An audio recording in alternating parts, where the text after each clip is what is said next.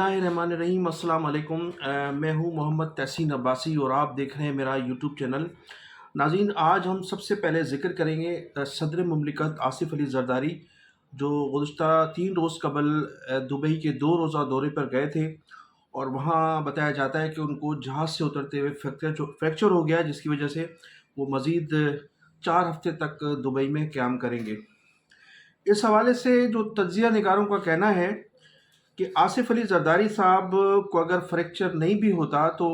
वो एक तवील अरसे के लिए दुबई में उनको क़याम करना था। इसकी बुनियादी वजह ये बताई जा रही है कि 26वीं तरमीम के बाद अब जो 27वीं तरमीम लाए जाने की जो ख़बरें हैं, जो कोशिशें हैं हुकूमत की, उसमें दो से तीन चीज़ें बड़ी अहम बताई जा रही हैं। सबसे पहले तो 27वीं तरमीम में कहा जा रहा है कि जो 9 मई को के वाक़यात में तहरीक इंसाफ के कारकुनान गिरफ़्तार हुए थे, उनको फ़ौजी अदालतों में पेश किया जाएगा, फ़ौजी अदालतों के हवाले किया जाएगा। उसके अलावा जो सबसे दूसरी बड़ी अहम डेवलपमेंट थी वो है 18वीं तरमीम। 18वीं तरमीम के सिलसिले में सिंध के अलावा दूसरे सूबों को भी तहफ़्फ़ुज़ात हैं और उसके साथ साथ मरकज़ को भी काफ़ी तहफ़्फ़ुज़ात हासिल हैं, इसलिए कि 18वीं तरमीम के तहत जो तक़सीम होती है पैसों की, उसमें वफाक के पास कुछ नहीं बचता और वफाक जो है अपने मंसूबों को जो है वो पाया तकमील तक नहीं पहुंचा पाता है। फिर तीसरी अहम डेवलपमेंट ये होनी थी उसमें कि chief of the army staff Syed Asim Munir साहब ने एक तवील अरसे के बाद कराची का दोबारा दौरा किया था और उस दौरे के दौरान उन्होंने ताजरों से ख़िताब किया था और सिर्फ ताजरों से मुलाकात थी। ताजरों से उन्होंने एक तवील ख़िताब किया था और ताजरों ने उस ख़िताब के दौरान जो ख़िताब तकरीबन जो मीटिंग थी, वो जो इजलास था ताजरों से, वो 6 से 7 घंटे तक जारी रहा था और उस इजलास में कराची के तमाम ताजरों ने, सनअतकारों ने अपने अपने तहफ़्फ़ुज़ात का इजहार किया था और उन तहफ़्फ़ुज़ात में ज़्यादातर लोगों का यही ख्याल था, ताजरों का, कि कराची जो है, जो पाकिस्तान का मुआशी हब है, सबसे पहले तो वहाँ एक बदअमनी है, स्ट्रीट क्राइम है, चोरियाँ हैं, डकैतियाँ हैं, अग़वा बराए तावान का भी सिलसिला जारी है। उसके अलावा कराची में सरकारी और गैर सरकारी ज़मीनों पर कब्ज़ों का भी सिलसिला जारी है। और फिर उन्होंने ये भी फरमाया कि कराची जो है वो कराची का जो इंफ्रास्ट्रक्चर है वो बिल्कुल तबाह होकर रह गया है। गुज़श्ता 16 सालों में कराची पर तवज्जो नहीं दी गई, जिसकी वजह से कराची तबाही के दहाने पर खड़ा है। तो तमाम ताजरों का, तकरीबन 90% ताजरों का ये मुतालबा था कि कराची को इंतज़ामी सतह पर एक नया यूनिट बना दिया, अलग यूनिट बना दिया जाए, ताकि कराची को खुसूसी तवज्जो दी जा सके और इस मुआशी हब को तबाही से मज़ीद बचाया जा सके। Chief of the army staff general Asim Munir साहब ने इस सिलसिले में उन्हें बड़ा मुस्बत जवाब दिया था और उनको तसल्ली दी थी कि कराची की बेहतरी के लिए जो भी इक़दाम होंगे हम वो ज़रूर करेंगे और ये जो अलहदा इंतज़ामी यूनिट की बात की जा रही है, उस सिलसिले में तमाम सियासी जमातों से मुशावरत भी की जाएगी और कराची को मज़ीद तबाही से बचाया जाएगा। सैयद आसिम मुनीर साहब का ये भी कहना था कि गुज़श्ता जो साल जब मैं आया था और उस वक्त जो मैंने आपसे वादे किए थे उसमें कम से कम कुछ तो तब्दीली हुई होगी, तो उसको एक्सेप्ट किया था तमाम ताजरों ने और तमाम ताजरों को उन्होंने, सनअतकारों को मुतमईन किया था कि कराची को इंतज़ामी यूनिट बनाने के सिलसिले में तमाम लोगों से मुशावरत की जाएगी और तमाम लोगों को, जो भी स्टेक होल्डर हैं हुकूमत में, उन सबको बिठाकर इनको एग्री किया जाएगा, उनको राज़ी करने की कोशिश की जाएगी कि कराची को एक अलग यूनिट, इंतज़ामी यूनिट बना दिया जाए। अच्छा, हमारी जो इस्टेब्लिशमेंट है वो ये चाहती है कि कराची को अगर इंतज़ामी यूनिट बनाया जाए और तो वो उस सूरत में, और उसके अलावा जो 18वीं तरमीम है, 18वीं तरमीम का भी जब ख़ात्मा किया जाए तो उसमें पाकिस्तान पीपल्स पार्टी की रजामंदी ज़रूरी है और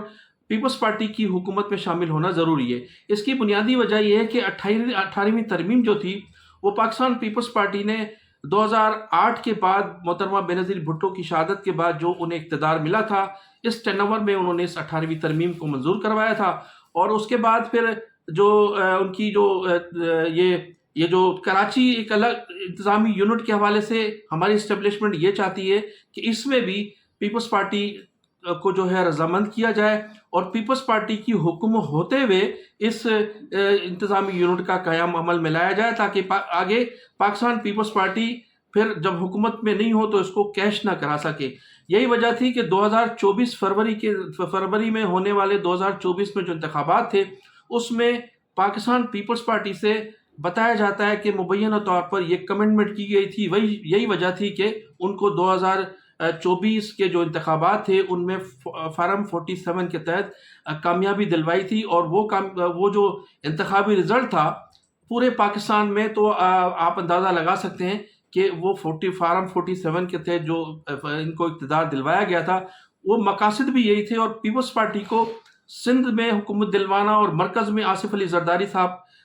کو صدر مملکت بنوانے کا مقصد بھی یہی تھا۔ تو آصف علی زرداری صاحب اب یہ محسوس کر رہے تھے کہ اب شاید وہ مرحلہ آ چکا ہے کہ ایک تو کراچی کو نیا انتظامی یونٹ بنایا جائے گا اور پھر یہ 18ویں ترمیم کا بھی خاتمہ کیا جائے گا، جس کی وجہ سے انہوں نے دبئی جانے کا فیصلہ کیا، اور قیاس رائیاں یہی کی جا رہی ہیں کہ اب آصف علی زرداری شاید پاکستان نہ آ سکیں، اور اگر وہ ان کی طبیعت بہتر بھی ہوئی تو وہ اب شاید کہ وہ صدر مملکت کے عہدے سے مستعفی ہو جائیں، اس لیے کہ ان کی طبیعت بھی ناساز ہے اور وہ نہیں چاہتے کہ وہ صدر مملکت ہوں اور کراچی کو انتظامی یونٹ بنایا جائے، اور اس کے علاوہ اس 18ویں ترمیم کا ان کے ہوتے ہوئے خاتمہ ہو، تو یہ ان کے لیے بڑی سیاسی جو ہے ان کو دھچکا لگے گا ان کی سیاست کو۔ اس وجہ سے اب قیاس آ رہی ہیں، یہی کی جا رہی ہیں کہ آصف علی زرداری صاحب شاید اب پاکستان ایک طویل عرصے تک نہ آ سکیں۔